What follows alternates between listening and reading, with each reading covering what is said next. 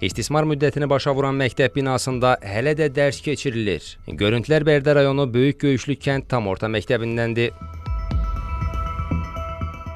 Sakinlər deyirlər ki, qəzalı məktəb binası uzun illərdir istismardadır. Problemi nəzərə alaraq bir neçə il öncə məktəbin həyətində yeni bina tikilib. Ancaq həmin bina bütün siniflərin yerləşməsi üçün kifayət etmir. Gördüyünüz kimi tam yararsız vəziyyətdə. Əvvəllər burada odun peçi olurdu. Daha sonra bu ildən demək olar ki, qızdırıcılar əlavə edilib. Tam yararsız vəziyyətdədir. İstilik yox, demək olar ki, bina çökür.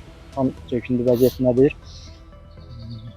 Sizdən bir xahişim var ki, köməkli göstərəsiniz. Uşaqlar adınızaqlı vəziyyətdə dərs keçirirlər. Gördüyünüz kimi, demək olar ki, kombinin özü gör harda qurlaşdırılıb, qaz necə yaxındır.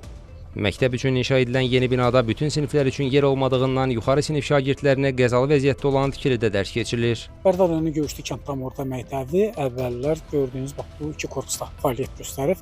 Elə korpusların ümumi fasadından da göründüyü kimi istismar müddətini tamamilə başa vurur. Kənd sakinləri iddia edirlər ki, bu məktəb binaları hardasa 70-ci illərin əvvəllərində inşa olunubdur.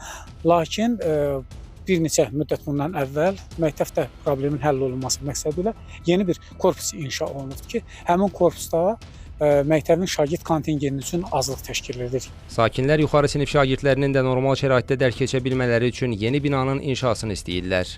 Qarabağ Regional Təhsil İdarəsindən Xəzər xəbərə bildirildi ki, Böyük Göyüşlü kənd tam orta ümumi təhsil məktəbinin maddi-texniki bazasının möhkəmləndirilməsi ilə bağlı məsələ qeydiyyata götürülüb. Təhsil müəssisələrinin təmiri və tikintisi növbəlilik və prioritetlik prinsipi əsasında həyata keçirilir. Bu ardıcıllığa uyğun olaraq Böyük Göyüşlü kənd tam orta məktəbi üçün də müvafiq tədbirlər görülməsi nəzərdə tutulur. Daşqın Abdullayev, Kənan Qafar, Xəzər xəbər.